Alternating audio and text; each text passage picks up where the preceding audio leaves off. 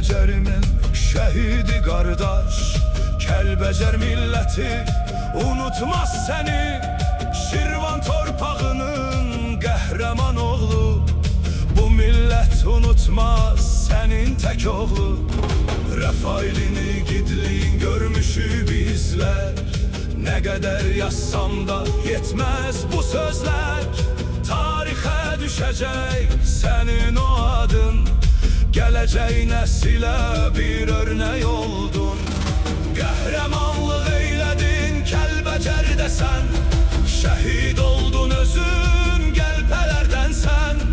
Axır sözün oldu torpaq əmana, qoydun qəlblərimizi sən yana yana. Rəfail adın yaşar, buyur səni unutmaz. Rəfail igid oğul, bu vətən səni unutmaz. Sən bir qəhrəmansan, bu yol səni unutmaz. Vətəni korumayan qəhrəman olmaz.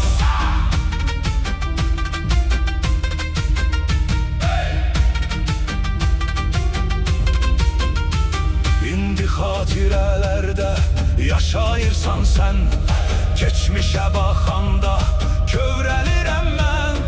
Kövrəlir qardaşım, kövrəlir bacım, yadigar qalıbdır indi başdaşım. Səndən yazılası sözüm çoxdur çox, sancmısan düşmən sinəsinə ox. Düşmənlər qorxuya düşdü həmin